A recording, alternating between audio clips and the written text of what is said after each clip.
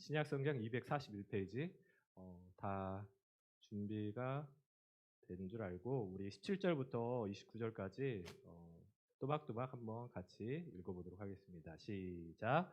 유대인이라 불리는 내가 율법을 의지하며 하나님을 자랑하며 율법의 교훈을 받아 하나님의 뜻을 알고 지극히 선한 것을 분간하며 맹인의 길을 인도하는 자요 어두움에 있는 자의 빛이요 율법에 있는 지식과 진리의 모본을 가진 자로서 어리석은 자의 교사요 어린아이의 선생이라고 스스로 믿으니 그러면 다른 사람을 가르치는 내가 내 자신은 가르치지 아니하느냐. 도둑질하지 말라 선포하는 내가 도둑질하느냐. 간음하지 말라 말하는 내가 간음하느냐. 우상을 가증히 여기는 내가 신전 물건을 도둑질하느냐.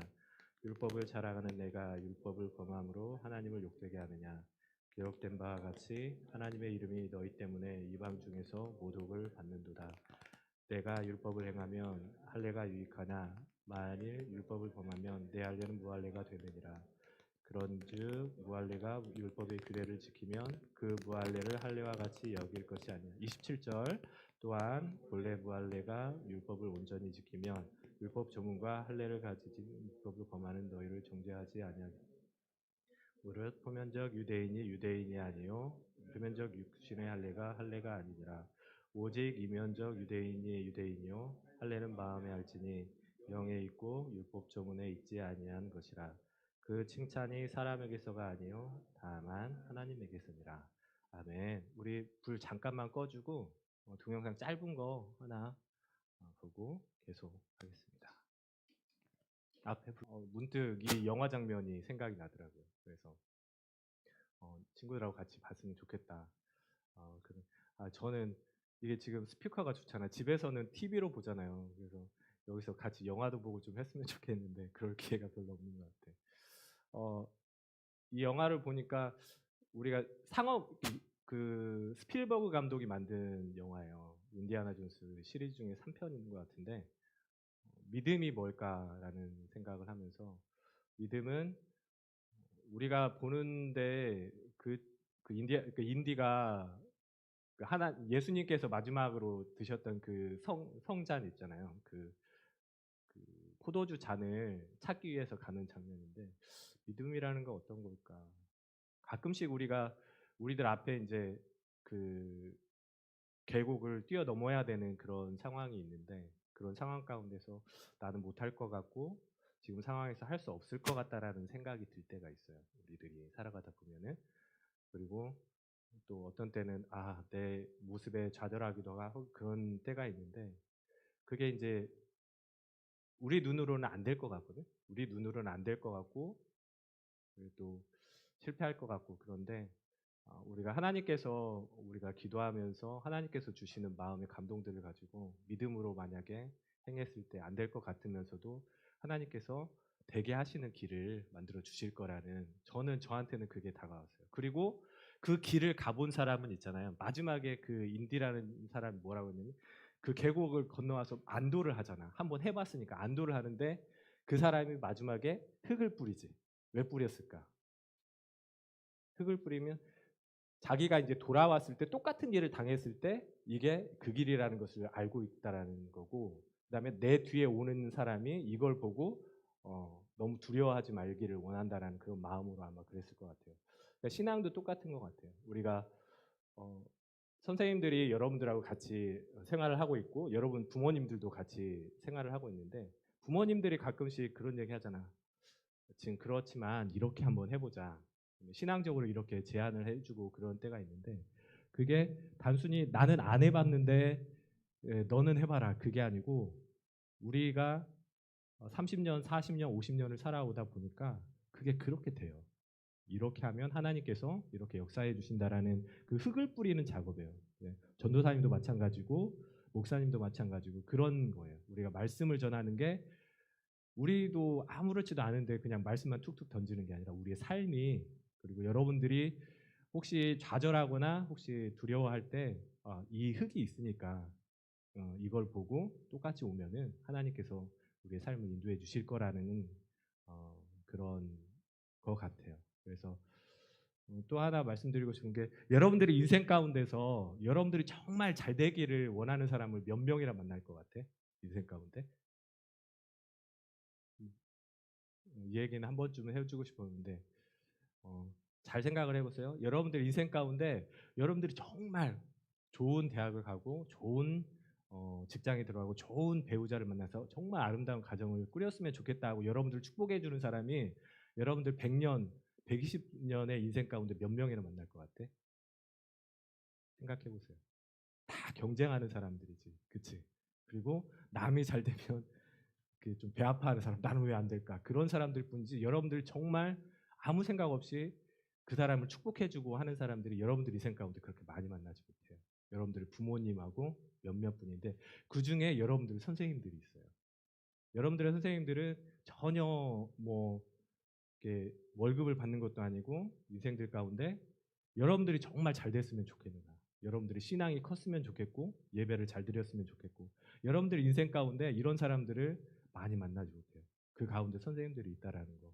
저도 그 중에 하나라는 거. 여러분들이 잘 됐으면 좋겠어. 근데 그게 신앙 가운데서 잘 됐으면 좋겠어요. 그래서 선생님들 마음 알아주고 그리고 하나님의 마음이야. 결국은. 그렇죠? 하나님들이 여러분들에게 바라는 거 없고 하나님들이 여러분들이 그 길을 따라서 신앙의 길을 따라서 하나님이 정말 여러분들이 어, 도착하기를 원하는 그 땅에 여러분들이 도착하는지 안 하는지는 여러분들의 믿음에 달려 있어요. 하나님이 이미 그걸 다 예비해 놓으셨기 때문에. 아멘. 아멘. 오늘 말씀은 두 구절 정도를 골랐는데요. 하나님을 믿는 크리스찬은 어떤 모습으로 살아야 되는지에 대해서 짧게 나누도록 하겠습니다. 아까 읽었던 말씀 중에 로마서 2장 28절하고 29절만 우리 같이 한번 읽어볼까요? 시작.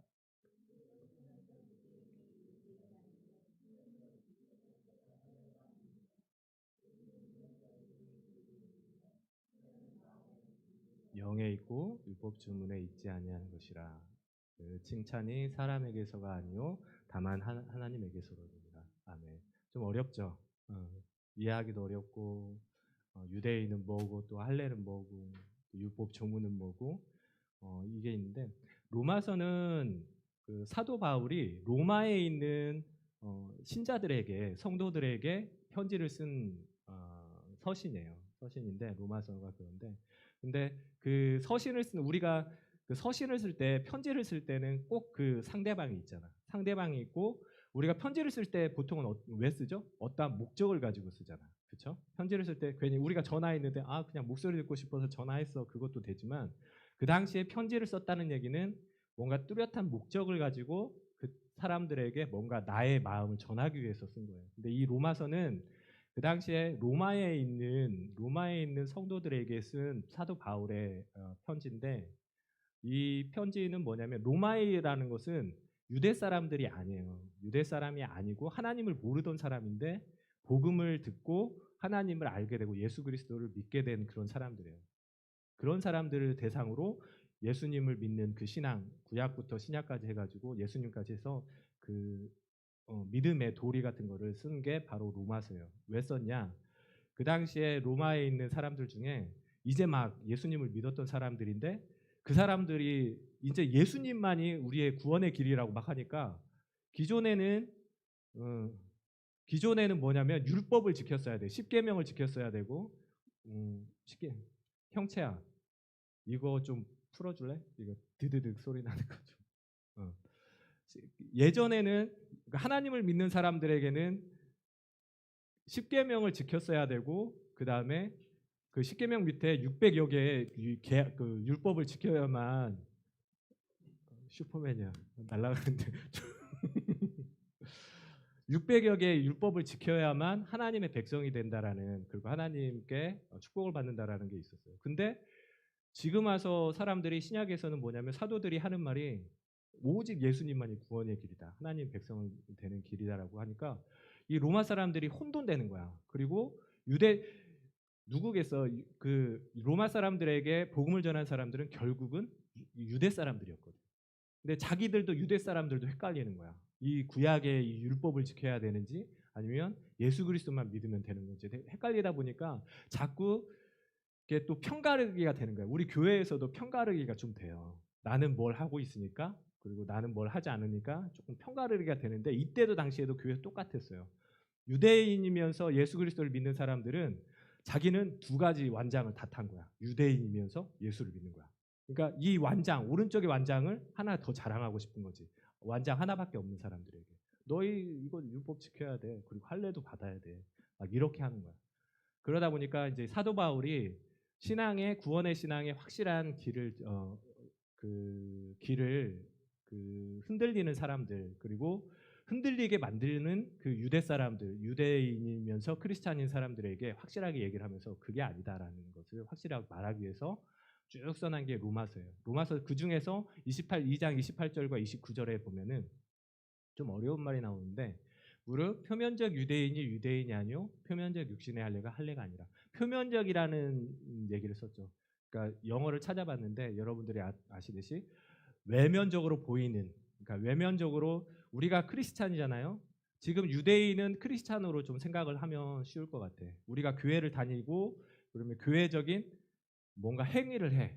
아까 우리 찬양단도 나와서 하고 그다음에 나와가지고 뭐 드럼도 치고 뭔가 특히 이제 저같이 누구에게 말씀을 전하는 거야. 그러니까 형식은 다 크리스찬인 것 같아. 크리스찬인 것 같고 뭔가 그 외적으로 보이는 것들은 다 크리스찬인 것 같아요. 무릇 표면적 유대인이 유대인이 아니요 표면적 육신의 할례가 할례가 아니라 할례라고 하면은 여러분도 아시듯이 하나님의 백성된 그 표징이에요. 구약 시대 때 언제 처음 할례라는 게 시작이 됐냐면 아브라함 하나님께서 그 이방인들 가운데서 아브라함을 택하시고 하나님의 백성을 만드시면서 아브라함에게 뭐라고 하냐면 이제부터 너희 자손 특히 너희 자손에게 자자손손에게 할례를 평해라. 이거는 내가 너희를 구속했다라는 그런 표징이다. 이거는 남자아이들 태어나면은 8일 만에 그러니까 요즘 말하는 그 수술 있죠. 그 남자아이들 수술 그 수술을 해주는 거예요. 그게 하나님의 백성이라는 그 표징이었어요. 그래서 육신의 할례가 아니니라. 그러면 29절에 보면은 오직 이면적 유대인이 유대인요 할례는 마음에 할지니 영에 있고 율법의 조문에 있지 아니한 것이다. 사람들이 유대인이면서 크리스찬인 사람들이 자꾸 자기들의 뭔가 외적인 거를 그렇게 자랑을 하는 거야.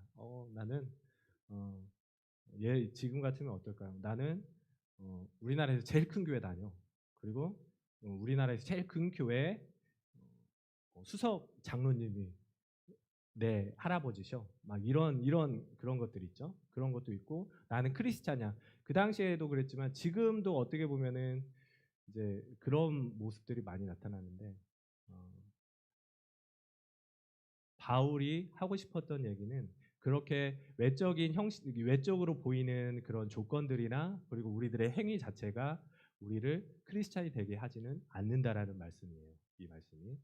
그러면서 뭐라면 할례는 마음에 할지니 영에 있고 율법 조문에 있지 아니한 것이라. 율법에 할례를 받도록 돼 있어요. 할례를 남자아이는 태어난 지 8일 만에 할례를 받도록 돼 있어요. 반드시.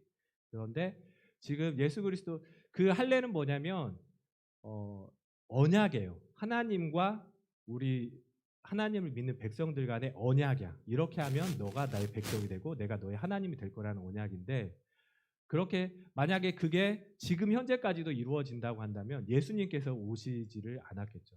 그거는 옛 언약이고 지금 신 언약, 새로운 언약은 예수님만이 우리가 구원받고 하나님의 백성이 된다는 그런 표징이에요. 그래서 이 할례를 할 때 우리가 육신으로 할례를 받는 게 아니고 영에 예수님을 믿음으로 인해서 할례를 받는 것과 똑같은 영에서 거듭나야 된다라는 말씀입니다.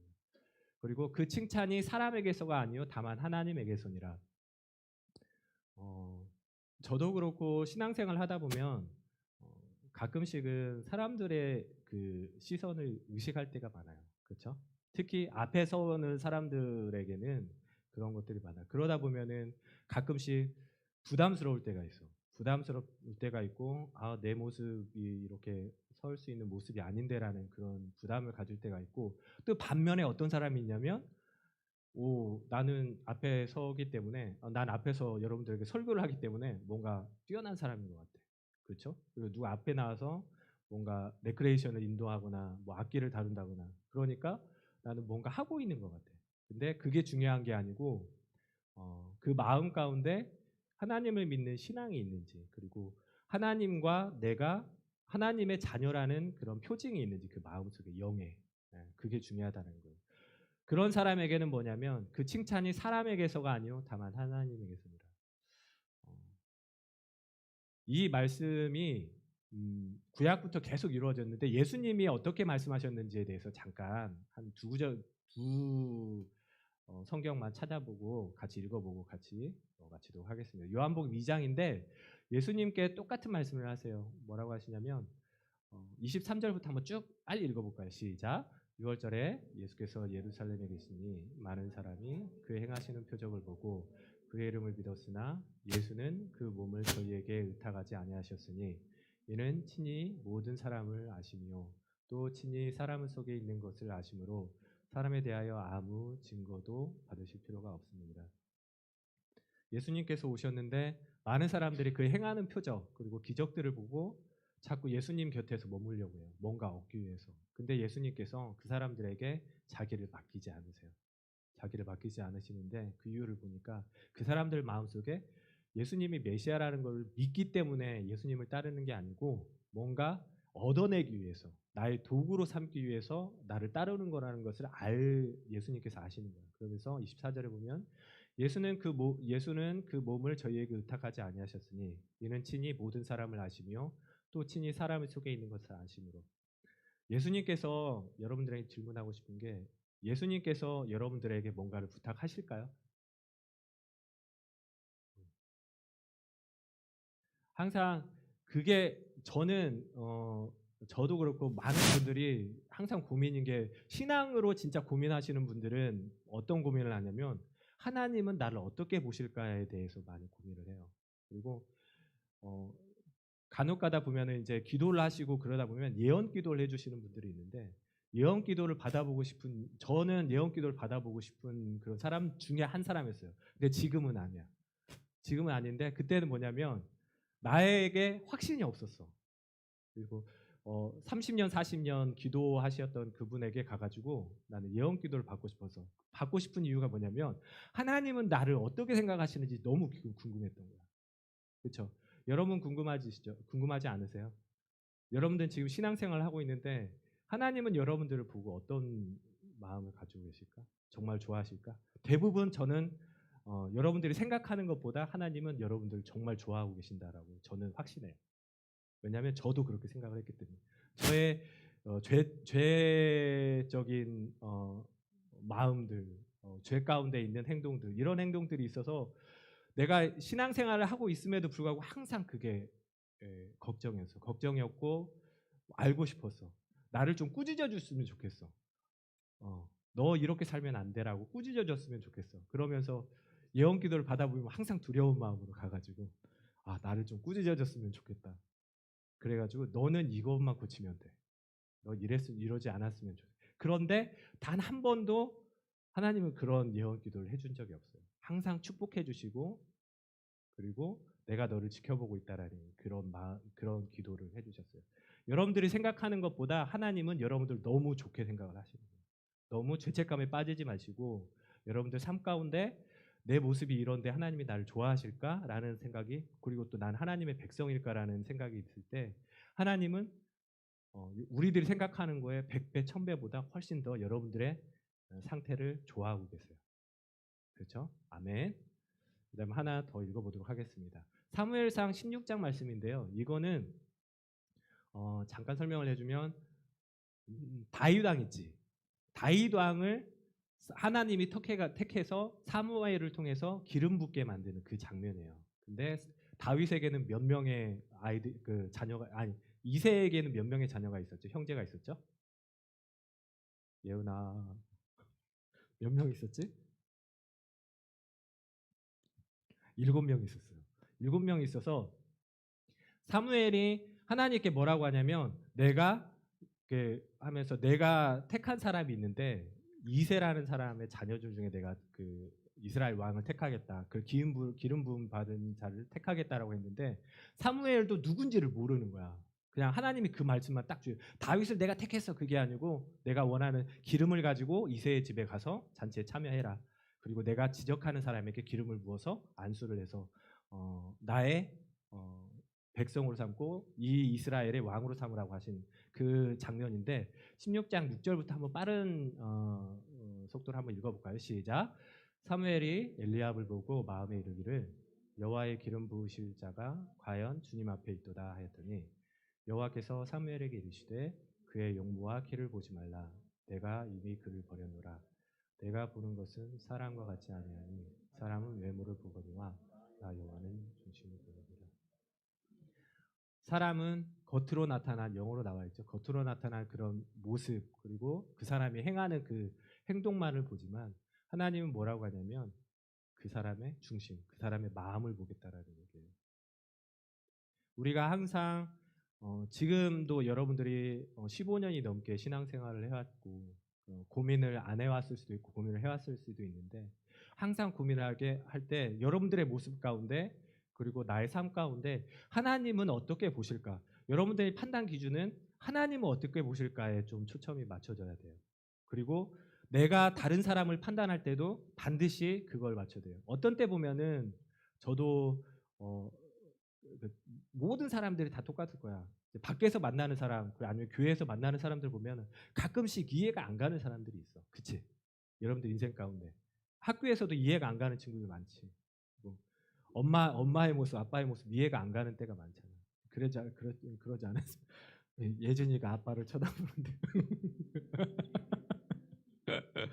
어, 그런데 그래서 저도 그랬어요.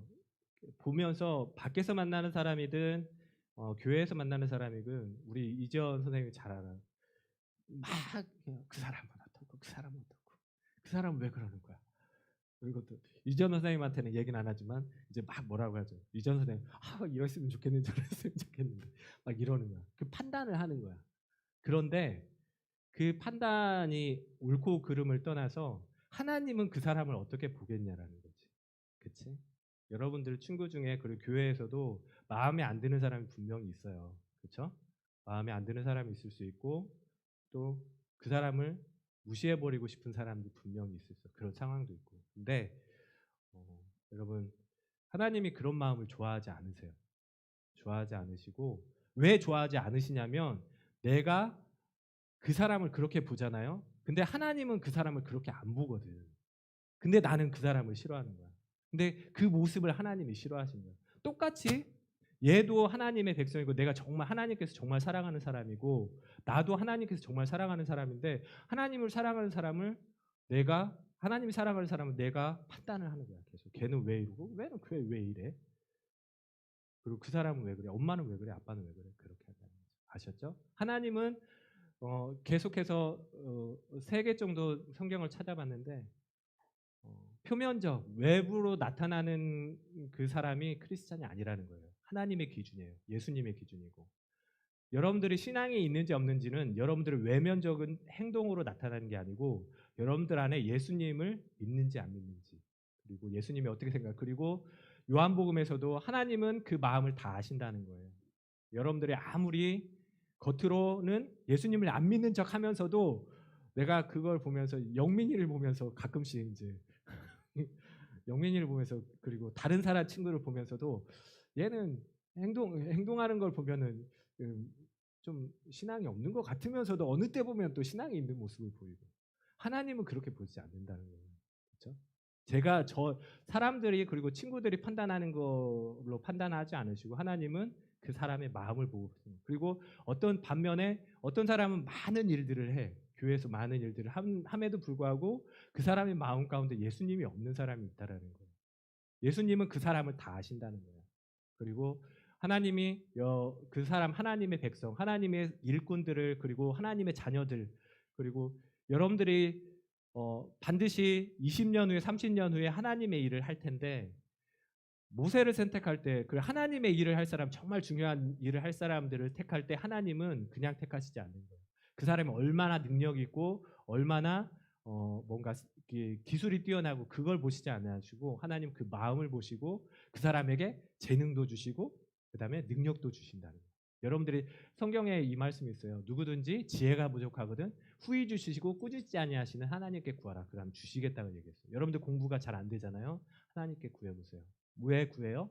이 공부해서 내가 잘 먹고 잘 살기 위해서가 아니고 하나님 내가 이 공부를 해서 좀 힘든 이렇게 하나님이 원하시는 곳에 썼으면 좋겠어요. 그래서 내가 의사가 돼서 의료 치료를 못 받고 있는 가난한 사람들에게 무료로 내가 할 수 있는 것들을 해서 치료를 해주는 그런 사람이 됐으면 좋겠어요. 그리고 내가 돈을 많이 벌어서 예수님을 알지 못하는 사람, 굶주려서 죽고 있는 사람들에게 선교비를 보내고 그곳 사람들을 살게 하나님의 백성으로 만들었으면 좋겠어요. 그 마음을 가지면 하나님께서 지혜를 주실 거예요. 아멘. 아멘. 적다. 아멘.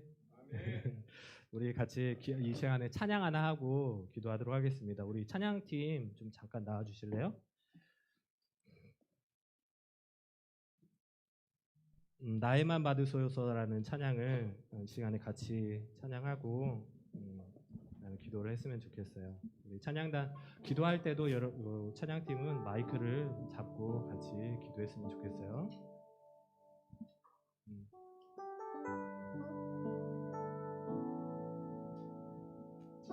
이 시간에 하나님은 여러분들의 마음을 보십니다. 근데 겨자씨만한 믿음만 있다면 하나님께서 그 믿음을 들어서 겨자씨는 정말 눈에 보이지도 않는 그런 작은 믿음이에요. 여러분들이 이 자리에 나왔다는 것은 엄마 아빠 등에 밀려서 나오긴 했지만 그 마음 가운데 진짜 보이지 않는 믿음이 있다라는 거예요. 근데 하나님은 그 믿음을 보시겠다. 여러분 좌절하지 마시고 나는 신앙이 없어 생각하지 마시고 그 겨자씨만한 믿음을 보시는 하나님을 생각하면서 하나님